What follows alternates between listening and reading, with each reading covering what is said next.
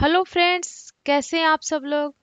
तो आप लोग का एस्टेट के रिगार्डिंग बहुत ज़्यादा कॉल्स आ रहा था कि एस्टेट जो है पेपर 1 9 10 के लिए जो होता है उसके लिए कौन कौन फॉर्म भर सकते हैं, क्या क्या आपका आपके पास क्वालिफिकेशन होना चाहिए, क्या एज लिमिट होना चाहिए, उसका सिलेबस क्या होगा, एग्ज़ाम कब होगा। तो जो लोग भी अभी न्यू हैं, बीएड किए हैं या डीएलएड किए हैं, जिनको नहीं पता है कि एस्टेट के लिए क्या एलिजिबिलिटी है, तो मैंने सोचा उनके लिए मैं एक वीडियो ही बना देती हूँ कि इसके लिए आपको क्या क्या क्वालिफिकेशन चाहिए और क्या आपका एज लिमिट होना चाहिए। ठीक है। तो देखिए, पहले आप ये जानिए कि ये जो होता है एस्टेट का पेपर 1 जो होता है, ये 9th 10th के लिए होता है। आप 9th और 10th क्लास के टीचर बनेंगे। तो पहली बात, आप किस किस सब्जेक्ट के टीचर बन सकते हैं। हिंदी, उर्दू, बांग्ला, मैथिली, संस्कृत, अरबी, फारसी, भोजपुरी, अंग्रेजी, गणित, विज्ञान, सामाजिक विज्ञान, संगीत विषय, ललित कला विषय, नृत्य विषय। ये वो सब्जेक्ट है। और शारीरिक शिक्षा जिसके टीचर आप बन सकते हैं। ये पेपर 1 एस्टेट क्वालिफाई करने के बाद, ये एक क्वालिफाइंग एग्जाम है। ये पास करने के बाद आपको, इसके बाद जब आप ये क्वालिफाई करेंगे, उसके बाद फिर आपको बीपीएससी का एग्जाम होगा। उसके बाद फिर आप इसके टीचर बनेंगे। तो ये तो थे सब्जेक्ट जिसके आप टीचर बन सकते हैं।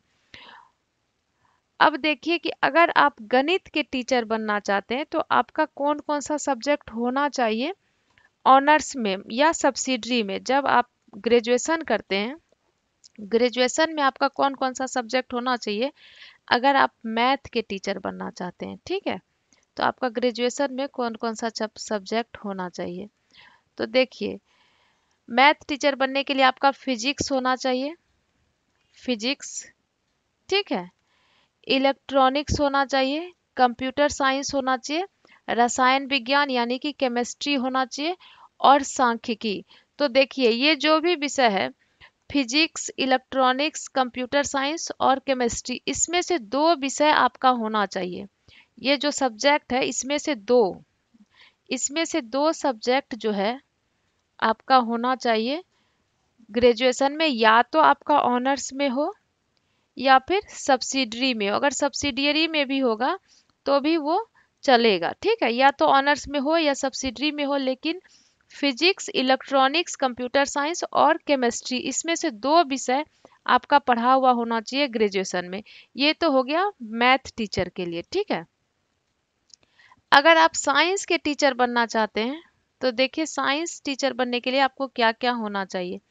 अगर आप साइंस के टीचर बनना चाहते हैं तो जंतु विज्ञान, प्राणी विज्ञान, वनस्पति विज्ञान जिसको कि हम लोग बॉटनी और जूलॉजी बोलते हैं, बॉटनी, जूलॉजी और केमिस्ट्री।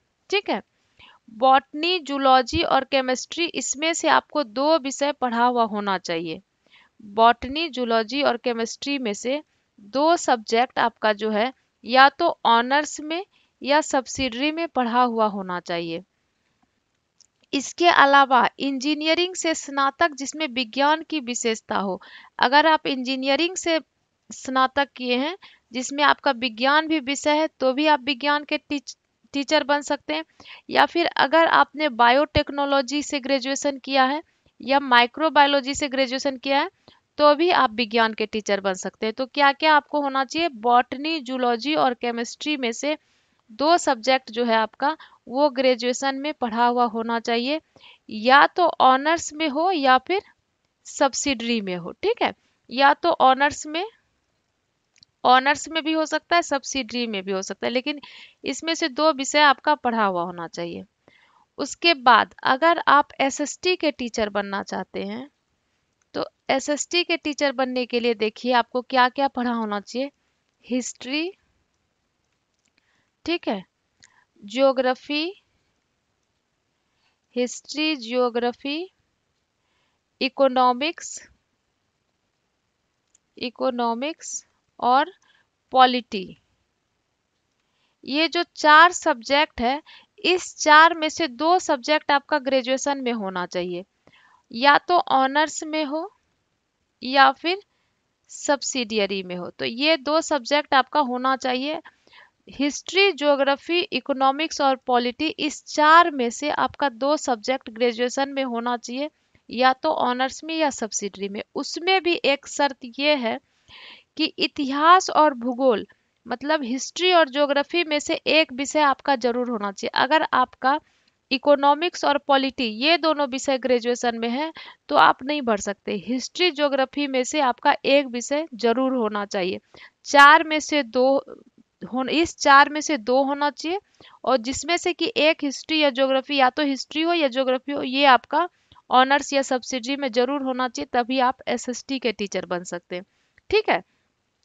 अगर आप लैंग्वेज के टीचर बनना चाहते हैं, भाषा के टीचर, जैसे कि इतने सारे भाषा है, हिंदी है, उर्दू है, इंग्लिश है, संस्कृत है, या जो भी भाषा है, तो उसमें आपका क्या होना चाहिए, जिस भी भाषा के आप टीचर बनना चाहते हैं वो आपका या तो ऑनर्स में पढ़ा हुआ होना चाहिए या सब्सिडियरी में आपका पढ़ा होना चाहिए। ठीक है।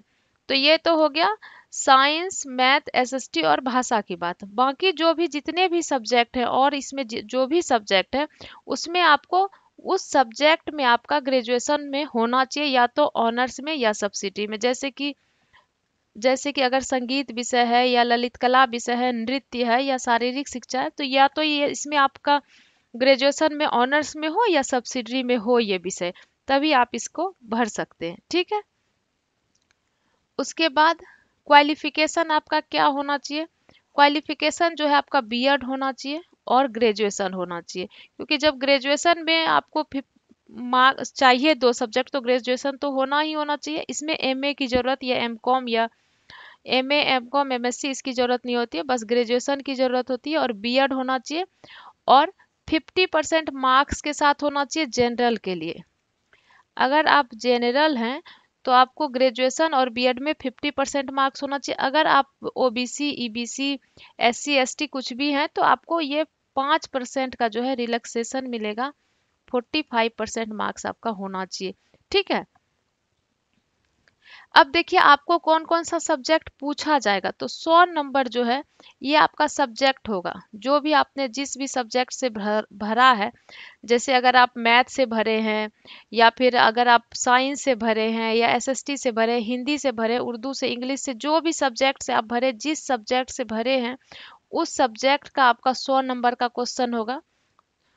30 नंबर आपका आर्ट ऑफ टीचिंग होगा, शिक्षण कला, जैसे पढ़ाएंगे बच्चे को कैसे, यानी कि एक तरह से पैडागोजी। पैडागोजी आपका 30 नंबर का होगा।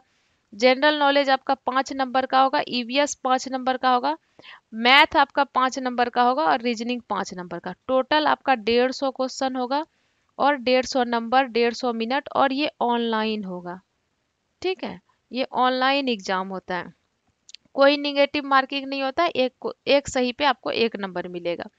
अब इसमें कह रहा है कि जो भी आप अगर जनरल के अलावा एससी, एसटी, ओबीसी या दिव्यांग हैं तो आपको क्या होगा, 5% का छूट मिलेगा। जैसे 50% नंबर चाहिए था तो आपको 45% नंबर पे हो जाएगा, भर सकते हैं आप। ठीक है।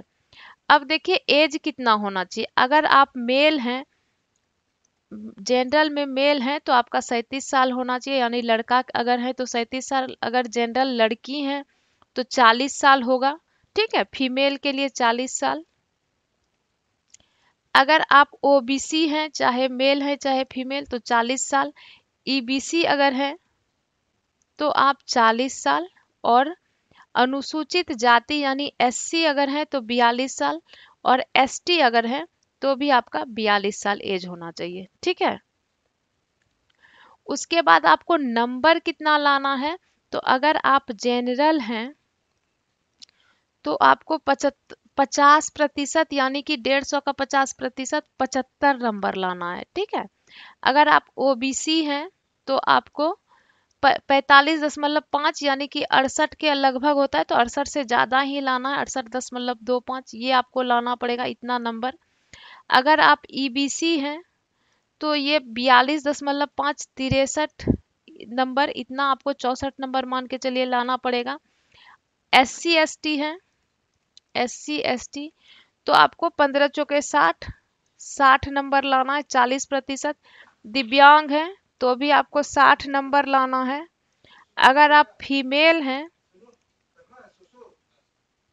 हैं तो भी आपको 60 नंबर लाना पड़ेगा। ठीक है। अगर आप फीमेल हैं तो भी आपको 60 नंबर लाना पड़ेगा।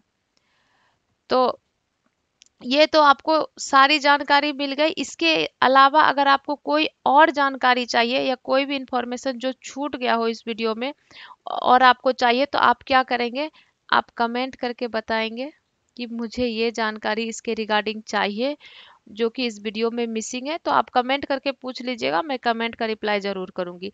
बाकी और भी इंफॉर्मेशन के लिए आप टेलीग्राम चैनल ज्वाइन कर सकते हैं, learn with Sweety Telegram channel. App आप डाउनलोड कर लीजिए, प्ले स्टोर में जाके learn with Sweety app download कर लीजिए।